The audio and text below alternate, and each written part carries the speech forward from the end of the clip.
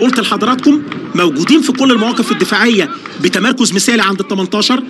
ادي الكابتن احمد رجب اللي موجود على الدكه ورا الكابتن احمد كشري المدرب العام، برضه واحد من اللي لعبوا للنادي الاهلي. احمد رجب كان باك يمين، لعب للنادي الاسماعيلي. حسام غالي حطها على جنب لربيعه، للامام وليد سليمان، احمد فتحي بيضغطوا بشكل جيد في كل مساحات الملعب. فتحي يشيل عرضيه خطيره، ممكن جول جول جول. عبد الله السعيد الهدف الاول، العرضيات السليمه هي اللي تخلص لك. احمد فتحي بيسجد بعد العرضيه اللي عملها ايه بلسم يا ابني اللي فاتت.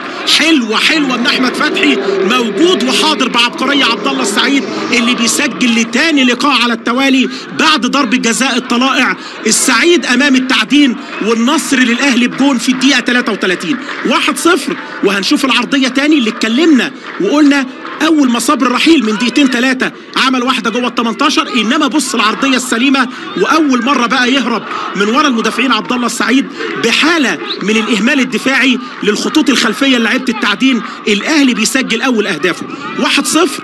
عبد الله السعيد اللي هيعتلي النهارده قائمه الهدافين ب8 تجوان ويسبق كده وليد سليمان. من زكريا ممكن يكون احد الحلول في الاوقات اللي جايه. عمرو بركات، اجاييه، عمرو جمال، 4 اسماء.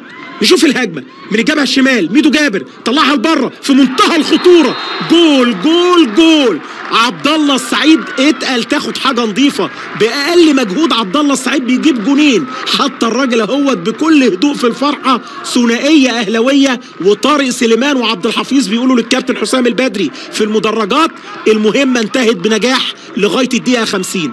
2-0 والجونين عن طريق عبد الله السعيد اللي قلنا كان غايب عن التهديف من الاسبوع رقم 16 ورجع في الاسبوع اللي فات امام طلائع الجيش بضربه جزاء اللي قلنا برضو واحنا بنعلق على المباراه هترجعه لحالته التهديفيه. اللعيب لما بيغيب بيحتاج الثقه، انما بص عرضيه ميدو جابر وهي جايه له واخد القرار وعارف هيتصرف ازاي، عكس لعب كوليبالي اللي ما قدرش ان يطلعها لبره كده في الشوط الاول. اتكلمنا عليها كتير. تتلعب له تاني لميدو جابر، ميدو لعبد الله السعيد، هات وخد مع ميدو جابر، نقل نفسه وجه في الجبهه اليمين، حطها لتحت للي جاي احمد فتحي اللي لسه لغايه دلوقتي ما طلعش واشتغل لقدام. لسه الكره جوه الملعب، خطفها ميدو جابر، يلعب عرضيه طلعت عبد الوهاب، ممكن الثالث سليمان كوليبالي. وريني الشقلباز يا ابني، ادي سليمان كوليبالي وخطا من طلعت عبد الوهاب.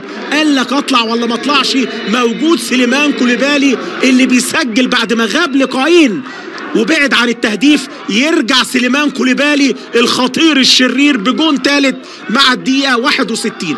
الأهلي 3-0 قلنا في لقاء هادئ تماما، وكل ربع ساعة يطلعوا لنا إنتاج هجومي جديد. مع بداية الشوط الثاني مع الدقيقة 51 سجلوا.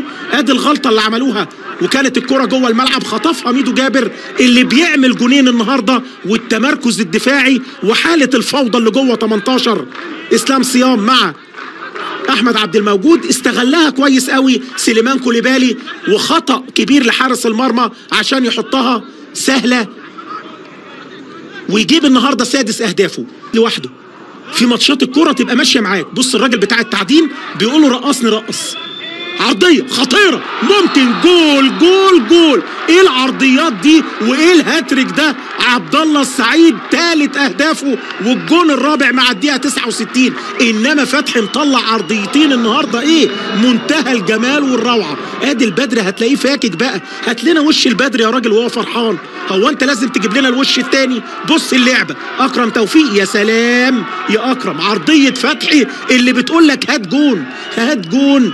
فريق مستسلم تماما، متأخر ب4 تجوان، التعدين 0 والنصر الاهلي برباعيه منها هاتريك لعبد الله السعيد اللي النهارده بيعدي رقم عماد متعب هداف النادي الاهلي ب75 جون، انما يوصل للرقم 76 عشان يعادل على فكره رقم النجم احمد عيد عبد الملك هداف الدوري من اللعيبه الحاليين ب76 هدف خلال تاريخه.